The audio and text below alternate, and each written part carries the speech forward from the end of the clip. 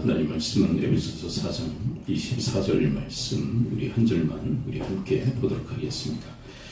에베소서 4장 24절을 우리 한 목소리로 함께 읽도록 하겠습니다. 함께 읽죠. 시작. 하나님을 따라 의와 지혜에 거룩함으로 지으심을 받은 새 사람을 입으라. 아멘. 우리는 그리스도 예수의 피로 구원을 얻고 새 생명을 얻게 되었죠. 저쪽에 하나님의 은혜로 우리가 새 생명의 존재가 된 것입니다. 근데 그렇게 새 생명을 얻고 끝나는 것이 아니라 우리는 새로운 인격, 새로운 사람으로 그렇게 우리가 세워지기를 주님은 바라십니다. 그것을 옷을 벗고 입는 그런 형태로 우리에게 비유적으로 말씀을 하고 있는데요. 새 사람을 입으십시오. 이것은 새로운 인격을, 새로운 성품을 갖출 것을 우리에게 이야기를 해주고 계신 거죠. 우리가 새 생명을 얻는 것은 전적인 은혜로 얻어진다면 새로운 인격체로 그렇게 세워지는 것은 우리의 수고와 노력이 필요하다, 그 얘기를 하고 있는 것입니다. 근데 이 새 사람을 입기 전에 먼저 우리는 벗어야 될 것이 있다라고 오늘 본문 22절에서 이야기를 하고 있습니다. 22절부터인데요. 함께 한번 읽어보도록 합니다. 22, 무엇을 벗어야 될까요? 함께 읽습니다. 시작. 너희는 유혹의 욕심을 따라 썩어져가는 구습을 따르는 벗어버리고. 우리가 뭔가 옷을 입으려고 하면 먼저 내가 입고 있었던 것을 벗어나야 되겠죠. 그런 모습을 연상케 하는 것입니다. 우리가 옛날에는 새 옷을 입기가 참 어려웠죠. 그래서 명절 때나 부모님이 옷을 사주셨습니다. 형제가 많은 경우에는 형들로부터 이어받는, 물려받는 옷들이 상당히 많았죠. 그래서 1년에 한 번 새 옷을 입는다는 것은 참 희귀한 일이었습니다.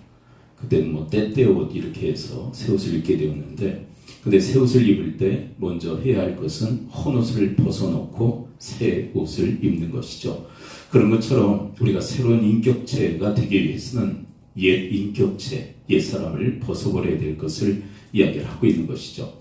자, 그런데 이 옛 사람을 어떻게 벗을 수 있을까? 이 22절에 아주 중요한 힌트가 나와 있는데요. 옛 사람은 무엇의 존재인지를 이 4장 22절은 우리에게 말씀을 하고 있습니다. 옛 사람은 어떤 존재일까요? 22절 그런 의미를 함께 읽습니다. 시작. 너희는 유혹의 욕심을 따라 썩어져가는 구습을 따르는 옛 사람을 벗어버리고. 이 옛 사람의 특징은 뭐냐면 구습을 따르는 자입니다. 근데 이 구습은 욕심 그리고 썩어져가는 구습이다, 이렇게 이야기를 하고 있어요. 구습은 그냥 말 그대로 한문이죠. 근데 좀 쉽게 번역을 한다면 옛 습관을 의미합니다. 옛 습관. 근데 이 옛 습관은 우리가 옛 습관들을 가지고 있죠. 그리스도 예수를 믿기 전에 옛 습관들. 근데 다 나쁜 건 아니에요. 근데 이 본문에서 지적하고 있는 옛 습관은, 이 구습은 잘못된 이 습관을 이야기를 합니다. 우리가 예수 그리스도를 믿기 전에 이방인의 상태에 있었을 때 가지고 있었던 아주 악한 습관들이 있었다는 거예요. 네, 그 습관을 벗어버려야만 될 것을 이야기합니다. 여러분, 옛 습관이 얼마나 무서울까요? 이스라엘 백성들이 출애굽을 하게 되죠. 전적인 하나님의 은혜로 그들은 애굽을 탈출하게 됩니다. 근데 그들에게는 구습이 있었죠. 어떤 구습입니까? 노예 습관이 있었어요. 노예 근성이라고 얘기하죠. 근데 그것 때문에 툭 하면 원망과 불평을 해야 됩니다. 그게 뭐냐면 옛 습관이에요. 원망과 불평을 드러내는 것. 근데 여러분, 원망과 불평으로 인하여서 그들은 40년간 광야에서 방황하게 되었고, 그리고 그 옛 습관 때문에 광야에서 망하게 됩니다. 여러분이 그렇게 옛 습관이라고 하는 것은 우리에게 유익을 주는 것이 아니라 우리에게 해로운 것임을 성경은 이야기를 하고 있어요. 그래서 40년 세월 동안 주님께서 뭐 하셨느냐? 그 옛 습관, 구습을 빼내는 일을 하셨다라고 성경은 우리에게 가르쳐주고 있어요. 근데 그것을 우리가 고난을 통해서 강제적으로 할 건가 아니면 스스로 할 건가 선택하라는 것입니다. 근데 바라기는 여러분, 광야의 연단을 통해서 여러분들이 구습을 벗어버리는 것이 아니라 여러분들 스스로가 하나님의 은혜의 힘으로 그 구습을 벗는 주님의 사람들 되어지기를 축원을 드립니다. 그 다음에 여러분, 구습을 벗고 무엇을 입으라는 얘기일까요? 새로운 습관을 우리는 입어야 될 것을 이야기를 하고 있는 거예요. 자, 그냥 한문 번역으로 함께 한번 따라서 고백해 보도록 합니다. 구습을 벗고 새 습을 입자. 새로운 습관을 우리가 형성해야 한다는 거예요. 새로운 습관. 여러분, 습관에 대한 아주 중요한 명언들이 있죠. 습관은 제2의 천성이다. 그래, 생각을 심으면 행동을 낳고, 행동을 심으면 습관이 형성되어지고, 습관을 심으면 인격을 낳는다. 여러분, 우리가 어떤 습관을 반복적으로 하느냐에 따라서 우리의 인격 형성이 결정되어진다는 것을 이야기하고 있는 거예요.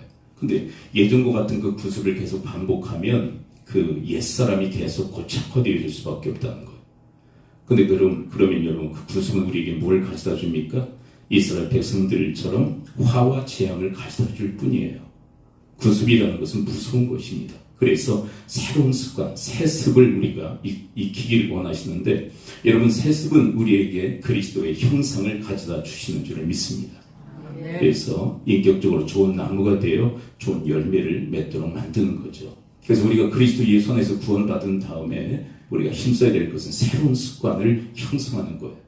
이런 새로운 습관을 형성하는 것을 성경은 뭐라고 얘기한다고요? 새 사람을 입는 것입니다. 그렇게 얘기해요. 그렇다면 여러분, 이런 이 구습을 벗어버리고 새로운 습관을 입는 것이 한두 이틀 걸리는 문제 아니라는 거 아시겠죠? 오랜 시간 걸린다는 것을 성경 우리에게 말씀하고 있어요. 자, 그렇다면 여러분, 이 4장에서 우리에게 가르쳐주는 그 구습과 그리고 세습은 무엇일까요? 에베소서 4장 25절을 먼저 함께 읽어보도록 할까요? 에베소 4장 25절 함께 읽습니다. 시작. 그런즉 거짓을 버리고 각각 그 입과 더불어 참된 것을 말하라. 이는 우리가 서로 지체가 됨이라. 여러분, 거짓은 무엇입니까? 구습이에요. 그리고 참말을 하는 것은요, 세습입니다. 자, 한번 따라서 고백해봅니다. 거짓은 구습이라면 참된 말은 세습이다. 여러분, 거짓을 버리고 새 습관, 참된 말을 하는 여러분과 제가 되어지기를 축원을 드립니다. 여러분, 그 구약시대에 에덴 동산에 그 아담과 하와의 타락이 뭘로 기인했습니까? 사탄의 속임수, 사탄의 거짓말로 인하여서 인간의 타락의 역사가 시작된 거 아닙니까? 그래서 사탄을 일컬어 성경은 뭐라고 얘기하느냐? 거짓의 아비다. 그렇게 얘기를 해요. 그다음 우리도 거짓말을 하면 누구의 형상을 담게 되는 것입니까? 사탄의 형상을 담는 거예요. 여러분, 하나님은 진리이시며 참된 분인 줄 믿습니다. 우리는 그분을 닮아야 할 것을 이야기를 하고 있는 거예요. 여러분, 사탄이 아담과 하와를 속였듯이, 그리고 구약시대에, 그리고 우리 신약에 이르기까지 거짓 선지자들과 그리고 거짓 교사들이 우리를 속입니다. 어떻게 속입니까? 거짓말을 통해서, 속임수를 통해서 우리를 속여요. 근데 여러분, 에스겔 33장을 보게 되면 이 거짓 선지자들에 대해서 파수꾼의 비유를 통해서 이야기를 해요. 여러분, 파수꾼은 그 옛날 어떤 역할을 합니까? 성을 파수하는 역할을 하죠. 뭐 지금 현대적 언어로 바꾼다면 보초병의 역할을 하는 거예요. 이제 성 안에 있는 사람들은 다 잠을 잡니다. 그리고 군사들도 다 잠이 들어요. 근데 보초병은 깨어있죠. 여러분, 보초병이, 이 파수꾼이 깨어있는 이유가 뭡니까? 적이 쳐들어오는지 쳐들어오지 않는지 그것을 파수하기 위해서 이 보초병은 깨어있는 거예요. 자, 그런데 두 가지 경우의 수가 있을 수 있다. 에스겔서 33장의 이야기예요. 두 가지 경우의 수가 뭐냐면, 적들이 공격해 옵니다. 다 자고 있어요. 그럼 파수꾼의 역할이 뭐죠? 뭐 해야 하죠? 적이 쳐들어오면 알려야죠. 근데 구약 그리고 옛 시대에 이 파수꾼이 그 경고를 뭘로 했냐면 나팔을 통해서 했어요. 양각 나팔이라고 해서 양의 뿔로 만든 그 나팔을 불어서 경고를 해주는 거예요. 네, 여러분, 그 양각 나팔을 보신 분들 계시죠? 어떻게 생겼어요? 네, 길게 생겼죠? 근데 양들의 뿔이 그렇게 긴가요? 네, 그냥 여러분 참고 삼아서 말씀드리는 거예요. 그렇게 길게 나 있지 않잖아요. 그러면 양의 뿔은 어떻게 나 있나요? 꼬불꼬불 돼 있죠? 그거를 핀 거예요. 네, 어떻게 편드냐? 여러분, 이 뿔이라고 하는 거 딱딱한 재질로 돼 있잖아요. 근데 물에 넣고 불리면 부들부들해져요. 그래서 필 수 있는 거예요. 그래서 길게 만들어서 이 양각 나팔을 불게 한 것입니다. 적들이 쳐들어왔을 때 파수꾼은 그것을 알려서 대비하도록 만드는 거예요. 자, 그런데 만일 파수꾼이 그 역할을 하지 않으면 어떻게 될까요? 적들에 의해서 망하게 되겠죠. 이 선지자들의 역할이 그렇다는 거예요. 선지자들의 역할. 하나님의 말씀을 전해서 하나님의 심판을 대비하도록 만드는 자들이 선지자들인데, 여러분 구약의 선지자들은 거짓 선지자들이 참으로 많았어요. 거짓 선지자들의 특징이 뭡니까? 사람들이 듣고 싶은 것을 듣게 하는 거예요. 여러분 사람들이 죄를 지으면서도 뭘 원할까요? 심판을 원할까요? 평안을 원할까요? 평화를 원해요. 그들에게 맞춰주는 거예요. 당신들 그런 식으로 살아도 하나님이 당신들에게 평화를 줄 거라고. 여러분 파수꾼의 역할을 제대로 하는 겁니까? 잘못하는 것입니까? 제대로 못하는 거예요. 그래서 하나님의 심판을 받도록 만드는 자들이 거짓 선지자들이요, 거짓 교사들의 모습이라는 거예요. 여러분 사람들이 아무리 싫어해도, 받아들이기를 꺼려해도 하나님의 말씀을 온전히 전하는 것, 그것이 바로 참된 말을 하는 것이다 라고 해석할 수 있어요. 여러분 우리 안에 풍성해야 될 것은 무엇보다도 하나님 말씀의 풍성함인 줄 믿습니다. 아멘. 이 하나님 말씀이 희석돼서는 안 돼요. 그리고 이 말씀이 왜곡돼서도 안 됩니다.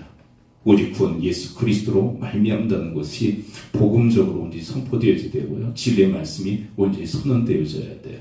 저는 그런 의미로 이 본문을 우리 다시 한번 읽어볼 필요가 있습니다. 25절, 변개하지 말고 사람들에게 맞추지 말고 이 파수꾼이 경고의 나팔을 불듯이 하나님 말씀 그렇게 전파되어져야 될 것을 이야기를 하고 있는 것입니다. 4장 25절 함께 읽죠. 시작.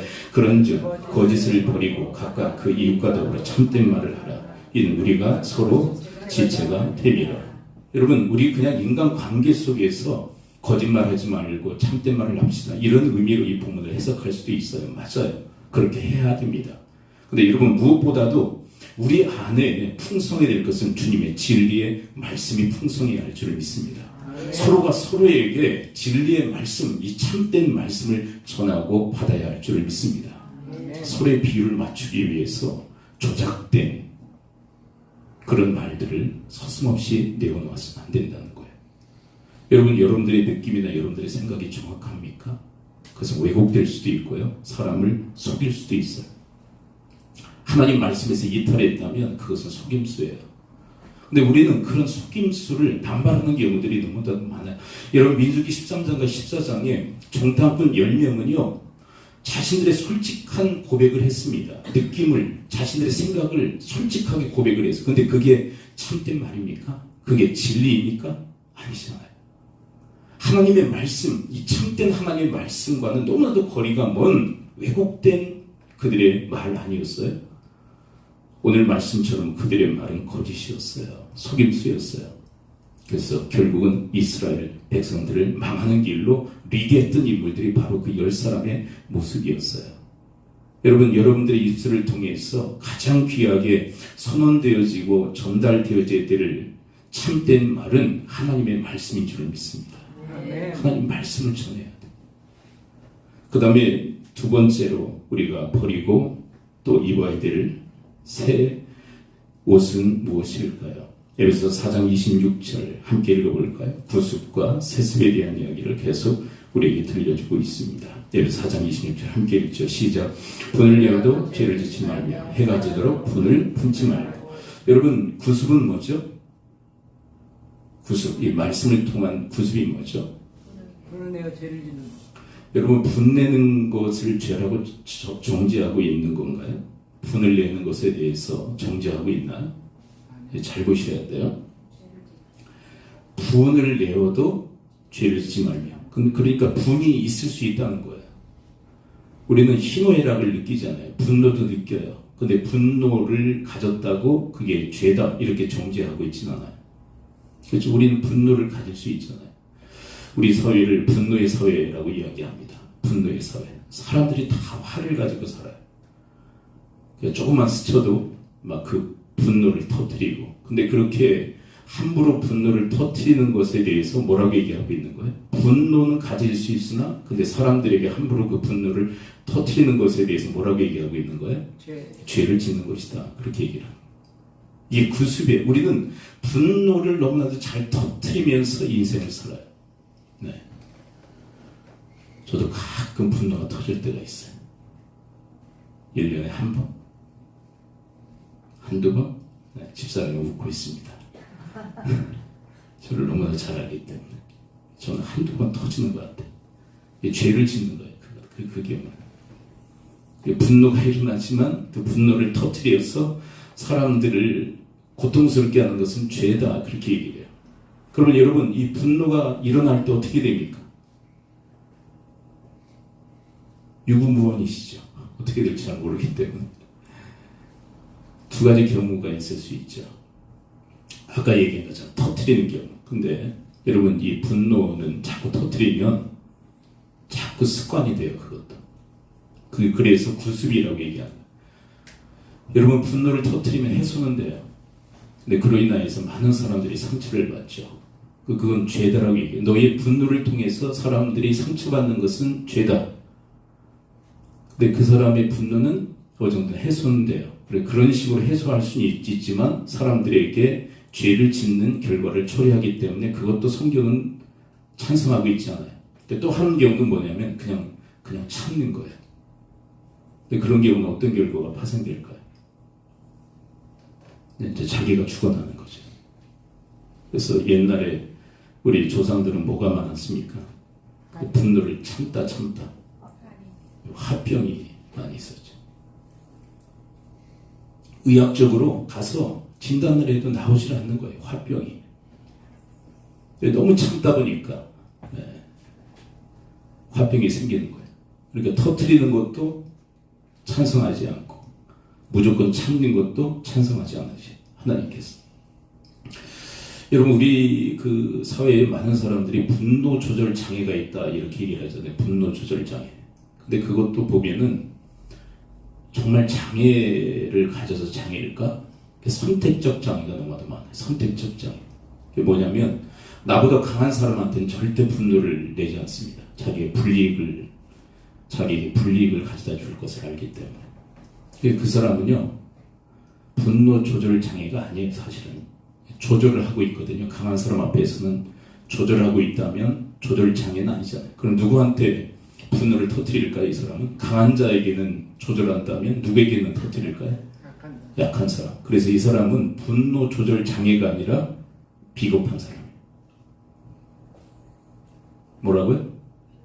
강한 자에게는 거꾸로 강한 자에게는 터뜨리지 못하고 조절을 하지만 약한 자에게 터뜨리는 것은 분노 조절 장애가 아니에요. 이미 조절하고 있기 때문에 이거는 비겁한 거예요. 이것을 분노 조절 장애라고 커버해서는 안 돼요. 뭔 얘기인지 아시죠? 분노 조절 장애가 아니라 충분히 조절하는데도 안 하는 거예요. 약한 사람이면 터뜨려 버리는 거예요. 그래서 성경 얘기합니다. 그 죄를 짓는 거다. 그럼 어떻게 해야 될까? 본문 4장 26절에서 중요한 얘기를 하고 있어요. 그러면 어떻게 해야 될까? 옛 습관은 분을 내어도 죄를 짓는 것이라면, 그렇다면 새 습은 뭘까? 26절 한번 다시 읽어봅니다. 26 시작. 분을 내어도 죄를 짓지 말며 해가 지도록 분을 품지 말고. 자, 그럼 어떻게 하라고요? 이건 무슨 얘기일까요? 해가 지도록 분을 품지 말아라. 이건 무슨 얘기일까요? 우리는 날밤을 세우고 며칠씩 몇 주씩 분노에 사로잡히는 경우들이 많잖아요. 이 얘기는 무슨 얘기냐면 너희들이 분노에 장악되지 말고 분노를 다스릴 수 있어야 된다는 것을 얘기합니다. 여러분, 살아보시다 아시겠지만 분노를 조절하는 게, 분노를 컨트롤하는 게 쉬워요? 어려워요? 네, 탄식과 같이 나오시는 말씀이 어렵다는 얘기예요. 어렵다. 그러면 여러분, 성경의 그 처방은 뭘까요? 성경적 처방. 성경의 처방. 네, 집사람이 이렇게 얘기합니다. 기도해라. 이렇게. 근데 처방이라기보다는 성경의 말씀을 좀 그대로 얘기한다면, 지금 자막을 준비는 안 돼 있어요. 이렇게 돼 있어요. 고린도전서 13장이 사랑장이죠. 사랑장 4절과 6절에 보게 되면 이 분노와 관련된 중요한 말씀을 하고 있어요. 사랑은 첫 일성이 뭐죠? 오래 참고, 그 다음에 5절에는 뭐라고 되어 있냐면 물에 행치 아니하며, 그러면서 이 분노와 관련해서 무슨 말씀을 하십니까? 성내지 아니함. 그러니까 오래 참고 성내지 않는 것이 사랑과 관련이 있다는 얘기예요. 결국 우리에게 주시는 하나님의 처방이 뭐란 얘기일까요?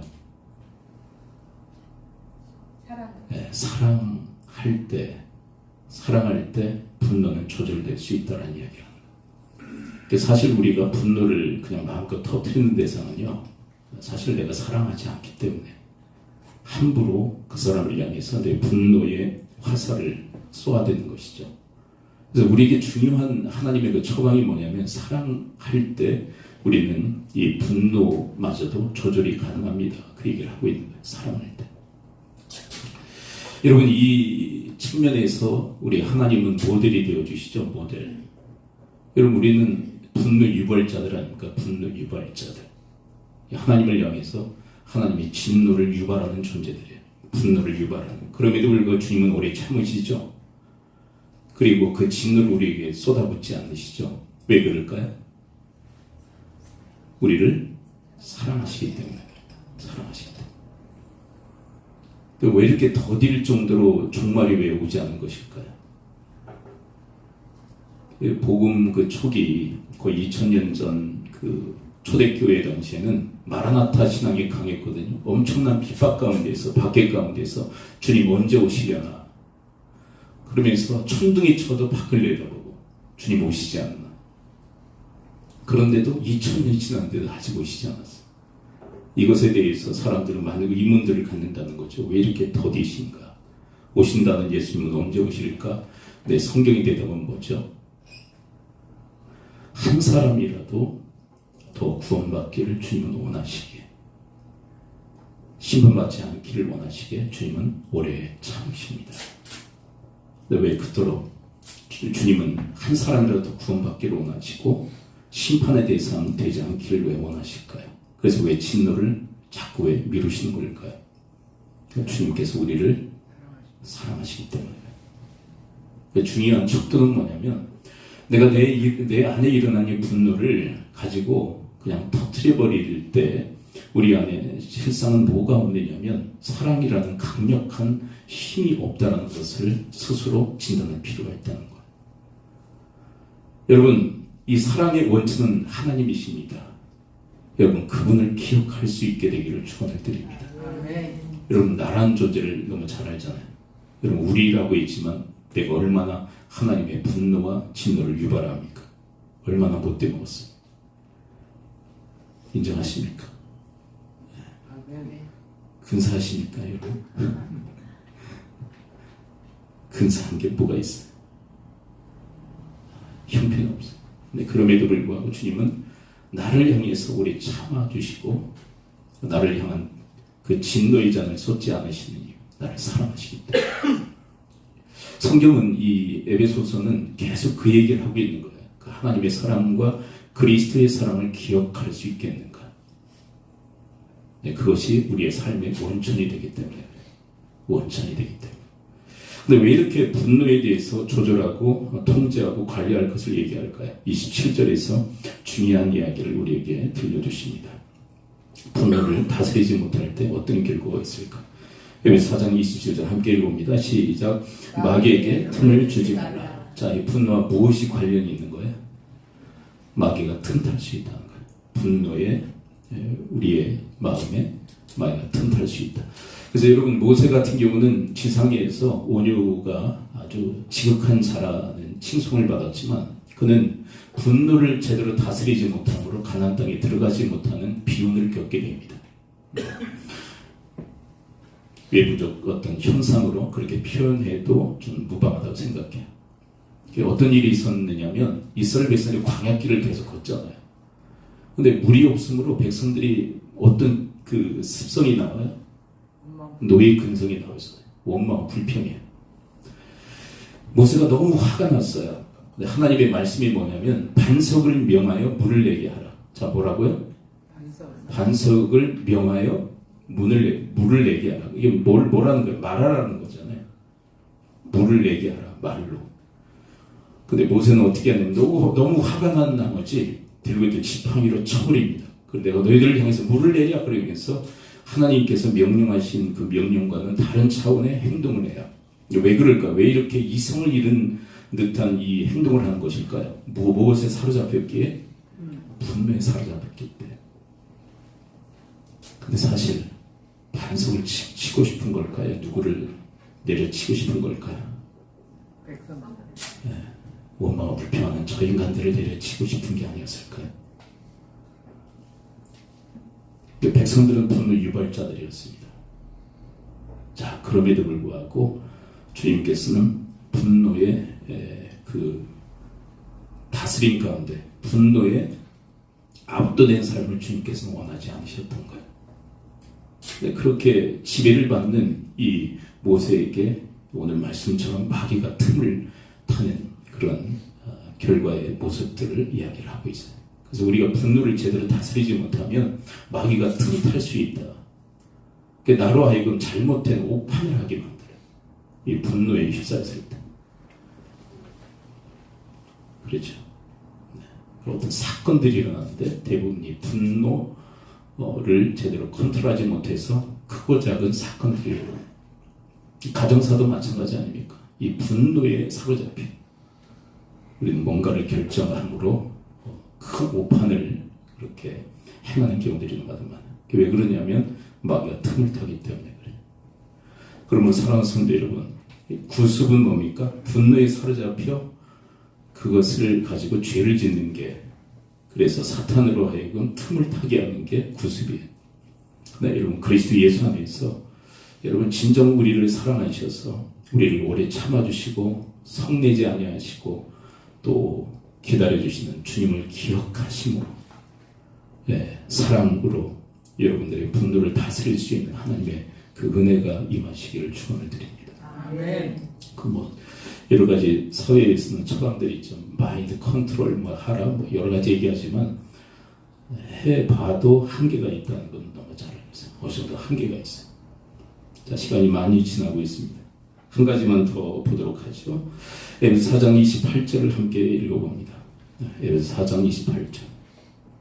자, 또 우리는 구습이 뭐고 세습이 뭘까요? 에베소 4장 28절 함께 읽습니다. 시작.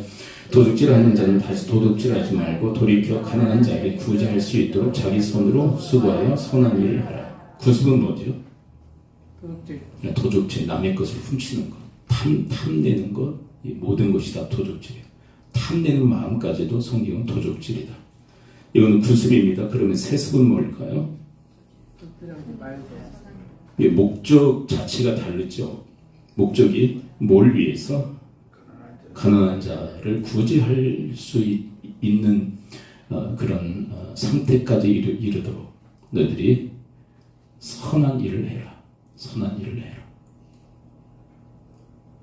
그러니까 도둑질하지 말고 남을 구제할 수 있을 정도의 그런 그 재정적 능력을 갖출 수 있도록 너희들이 선한 일을 해라. 근데 왜 이 선한 일이 강조되어질까? 우린 자칫 여러분 여기에 목적은 뭐예요? 목적이 뭐죠 지금? 가난한 자를 구제하는 거죠. 그렇죠? 이 정도까지는 되어야 되지 않겠느냐. 자기 호구지책만 위해서 일하는 게 아니라 남을 구제하고 남을 돕고 남을 섬길 수 있을 정도의 그런 지경이 있어야 된다는 얘기예요. 우리 믿음의 권속들이. 근데 우리 현대를 살아나가는 우리 현대인들에게 너무 벅찬 일이기도 하죠. 왜냐하면 자기 앞가림만 하기도 살기가 참 어려운 시대예요. 여러분 하나님께서는 우리의 앞가림만 하도록 도우시는 분이 아니라 가난한 자를 구제할 수 있도록 그리고 하나님의 그 사역을 감당할 수 있도록 하나님께서 우리를 능히 풍성하게 하실 그 주님이신 줄을 믿습니다. 여러분 이 목적을 위해서 너희들이 일을 하는데 그 일도 선한 일이 되어야 한다. 목적을 위해서 수단이 다 정당화될 수 있는 건 아니다. 뭐 이런 옛말이 있잖아요. 성경을 읽기 위해서 초를 훔칠 수는 없다. 목적이 선하니까 어떤 방법이건 다 정당한 것으로 그렇게 끼워 맞춰서는 안 된다는 얘기죠. 그래서 우리가 구제하기 위해서 또 우리 뭐 교회적 맥락으로 얘기한다면 우리가 선교하기 위해서 우리가 선한 일에 힘써야 되고 수고해야 된다. 그 얘기를 하고 있는 거. 여러분들에게 이 은혜와 복이 임하시기를 축원합니다. 아멘. 좀 더 나갈까요? 에베소서 4장 29절. 4장 29절. 구습과 세습은 뭘까요? 4장 29절 함께 읽습니다. 시작. 물은 더러운 말은 너희 입 밖에도 내지 말고 오직 덕을 세우는데 소용되는 대로 선한 말을 하여 듣는 자들에게 은혜를 끼치게 하라. 네, 여기서 이제 말에 대한 거예요. 이 구습의 말은 뭡니까? 더러운 말. 그럼 세습은요? 선한 말. 이 선한 말은 어디에 목적이 있는 거예요? 덕을 세우는 거예요. 덕을 세우는데 이 덕을 세우는 게 또 목과 맥락을 같이 하는 거예요. 듣는 자들에게 이게 덕스러운 말은 듣는 자들에게 뭘 끼쳐요? 은혜를 끼쳐요. 그렇다면 확실한 언어 하나가 있죠. 그게 뭘까요? 은혜를 끼치는, 덕스럽고 은혜를 끼치는. 감사하시길 축원드립니다. 아멘. 감사하시. 자랑하지 말고. 여러분, 자랑은요 자기가 했다는 거거든요. 자랑할 게 어디 있어요? 다 하나님의 은혜지. 신명기 8장에서는 이렇게까지 얘기하잖아요. 너희들에게 재물 얻을 등을 주셨으며. 내 힘으로 했는데, 그 힘도 하나님이 주신 거야. 우리가 여기까지 다리에 힘을 얻어온 것도 하나님이 힘 주신 거예요. 힘 주신 거예요. 제가 그런 얘기를 하잖아요. 사회에서는 그런 얘기를 하잖아요. 그 노년이 되시고 이제 연로하시면 최고의 복이 뭐냐면 화장실 왔다 갔다 하는 거다. 자기 발로. 최고의 복이다.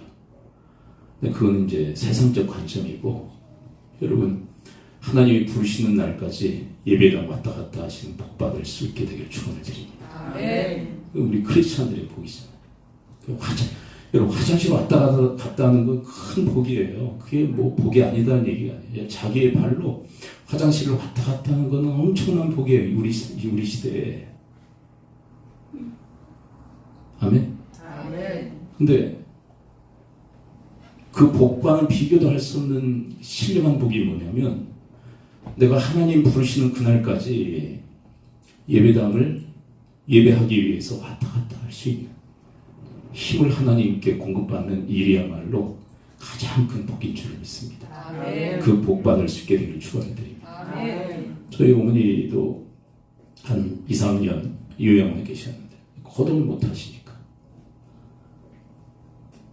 근데 마음의 소원은요, 집에 가고 싶고 또 예배당에 가고 싶지만 못 하시는 거. 저는 철저히 그걸 보고 느낀 사람이에요. 이게 화장실 왔다 갔다 하는 그 차원 넘어서 신령한 복, 하나님의 예배당에 내 이 두 발로 걸어갔다가 걸어올 수 있는 이 복. 근데 이게 하나님의 은혜예요. 내가 이 두 발에 힘을 쓸 수 있고, 내가 호흡할 수 있고, 생각할 수 있고, 그나마 하나님 말씀을 사모하며 말씀대로 지각할 수 있는 게 다 하나님의 은혜. 여러분, 은혜에 대한 감사를 통해서 덕을 세우고 은혜를 끼칠 수 있게 되기를 축원을 드립니다. 아멘. 더러운 말은 이와 상반되는 것. 자기 자랑 일삼는 거예요. 자기밖에 없어. 근데 이 말의 중요함이 4장 30절에서 강조되어져.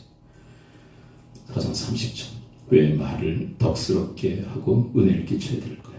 4장 30절 함께 읽어봅니다. 시작. 하나님의 성령을 근심하게 하지 말라. 그 안에서 너희가 구원의 날까지 인치시느니라. 여러분, 뭐 어떤 말을 할 때 성령이 근심하실까요? 더러운 말을 하고, 자기 자랑이 일삼고, 내가 했다, 내가 할 것이다, 이 망령되이 행하는 것. 근데 성령님이 근심하셔. 진짜 심히 걱정스럽다.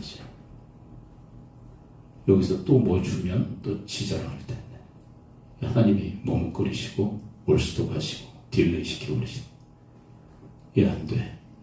왜? 주면 망해. 여러분, 저는 요즘 트로트 그 업계가 호황 아닙니까? 근데 초기 멤버들 중에 제가 이렇게 유심히 보는 사람들이 있어요. 막 이 엄청난 인생의 연단과 고난을 겪은 사람들. 뭐 이런 얘기 될까? 장민호 같은 애들 있잖아요. 걱정이 안 돼요. 왜요? 연단받고 고난받아 겸손해요. 그분도 크리스찬이에요. 근데 젊어서 또 갑작스럽게 엄청난 인기를 얻은 애들은 너무 불안해. 왜 그런지 아시죠? 언제 무너질지 몰라요. 한 예가 지금 한 그 가수에게 일어나지 않습니까? 너무 급작스러운 거예요. 감당을 못해. 감사할 수 있었다면 어땠을까? 하나님의 은혜인 줄 알고 감사할 수 있었다면 그의 인생이 그렇게 무너졌을까요? 감사할 수 있었다면 그 성령은 근심하시는 거예요. 은혜에 대해서 착각하게 되면, 은혜에 대해서 오해하게 되면 주님은 성령님은 근심하시다. 여러분, 성령님을 근심하시게 하면 안 돼요. 왜요? 30절에서 성령을 왜 근심하게 하면 안 됩니까? 30절 완독을 함께 읽습니다. 시작. 하나님의 성령을 근심하게 하지 말고 그는 너희 구원의 날까지 인치신 거예요. 구원의 날까지 이 성령님이 함께 하시는데, 성령님이 함께 하시는데 근심하셔. 성령님이. 그러면 그 근심이 내 근심이 되어버리는 거예요. 내가 근심시켰는데 그 성령의 근심이 내 근심이 되는 거예요. 그래서 밤낮 근심의 인생을 사는 거예요. 왜요? 성령님이 내 안에 계시기 때문에 그분의 그 마음이 내 안에 그대로 전이 되는 거예요. 그분을 불편하게 하니까 내 심령이 불편한 거예요. 여러분, 성령님을 시원케 해드리고 성령님의 마음을 유쾌케 해드리는 감사의 말을 통해서 덕을 세우고 은혜를 끼치는 주님의 사람들이 되어지기를 축원을 드립니다. 아멘. 그 얘기를 하고 있는 30일 뭘 버려야 될까? 예습 32 세습. 자, 31 32는 그렇게 함께 묶어서 읽습니다. 31 32 시작. 너는 모든 악독과 노함과 분냄과 떠드는 것과 비방하는 것을 모든 악의와 함께 버리고 서로 친절하게 하며 불쌍히 여기며 서로 용서하게 할 하나님이 그리스도 안에서 너희를 용서하신 것 같이 하라. 여러분, 31절은 구습이에요. 32절은 세습이에요. 근데 여기에서 강조점은 뭡니까? 주님이 용서하신 것처럼 용서하시라는 거예요. 아까 주님이 우리를 참아주시듯 참으라고 말씀하신 거죠. 근데 내가 혼자 참으면 화평이 돼. 나 혼자 참으면. 근데 주님을 생각함으로 주님이 나를 참아주신 것처럼 참으면 화평이 되지 않아요. 주님의 형상을 담지. 여러분, 주님이 우리를 용서하셨습니다. 누구를 통하여? 그리스도 예수를 주시기까지. 그리스도의 피값으로 우리의 모든 죄를 씻으시고 깨끗게 하시기까지 우리를 용서하셨다면, 그분을 묵상하고 생각하는 우리는 바로 그분이 우리를 용서하신 것 같이 용서해야 되지 않겠느냐, 그 얘기를 하시는 거예요. 친절히 대하고 불쌍히 여기고, 그런 중요한 가치들보다 여기에서 강조되어진 중요한 더한 가치는 용서에 대한 가치. 자, 그렇다면 여러분, 이런 구습을 벗어버리고 세습을 입기 위해서는 어떻게 될까? 중요한 게 여기에 있다고 얘기해요. 에베소 4장 23절. 오늘 본문으로 선택했던 그 윗부분이죠. 23절 함께 읽어봅니다. 시작. 오직 너희의 심령이 새롭게 되어. 여러분, 우리의 습관은 어떻게 보면 행동적인 거잖아요. 근데 그 행동이 바뀌기 위해서 우리의 심령이 새로워져야 돼. 우리의 마음이 새로워져야 돼. 뉴 하트. 새로운 마음을 가져야 돼. 새로운 마음과 생각이라고 다른 번역서들은 이야기. 그러니까 우리의 심령이, 우리의 내면이 새롭게 되어져야 돼. 근데 어떻게 그게 가능하냐? 우리가 지난주에 마지막 그 클라이막스에서 살폈던 20절과 21절이에요. 우리의 마음, 심령이 어떻게 새로워질 수 있습니까? 에베소 4장 20절, 21절 한 묶음으로 읽죠. 시작. 오직 너희는 그리스도를 그같이 배우지 아니하였느니라. 진리가 예수 안에 있는 것 같이 너희가 참으로 그 얘기를 듣고 또한 그 안에서 가르침을 받았을 때, 여러분, 우리의 심령이 어떻게 새로워질 수 있나요? 그리스도에게로부터 가르침을 받을 수 있게 되기를 바랍니다. 아멘. 그리스도에게로부터 배우시기를 바랍니다. 아멘. 지금 이 내용들이 다 그리스도에게로부터 교훈을 받는 거죠. 그래서 우리가 이 주일에 1시간 모여서 한 30분 정도 주의 말씀을 듣는다는 거, 그리스도께로부터 가르침 받는 거. 근데 여러분들 일상에서 여러분들 일상의 가르침, 일상의 배움이 있을 수 있게 되기를 축원을 드립니다. 아멘. 일상의 가르침. 이 주일만이 아니라 주일 땡 하고 나가면 세상의 가르침에 노출된 인생을 살아가는 것이 아니라 여러분들이 일상에서도 주의 말씀을 기억하며 여러분들이 주의 말씀을 여러분들이 배우는 그런 일상의 삶이 될 때 심령이 새롭게 되어 세습을 쫓는 인생이 될 수 있다라고 에베소 4장은 우리에게 교훈하고 있는 거예요. 그렇게 할 수 있겠는가? 우리는 너무나도 세상의 교훈에 함몰된 요동치는 삶을 살아가고 있습니다. 제 말씀이 우리의 심령을 사로잡기보다는 이럴 때 더욱더 주의 말씀을 사모하는 여러분과 저의 심령이 되어지기를 축원을 드립니다. 아멘. 이때 주께서 나에게 뭐라고 가르치실까? 그렇게 묵상하시고 성경을 기억하시려고 하셔야 되고 평소에 여러분 성경을 가까이 하시고 말씀을 많이 묵상하시고 연구하고 훈련할 때 여러분 일상에서 주의 가르침을 받기가 수월해져요.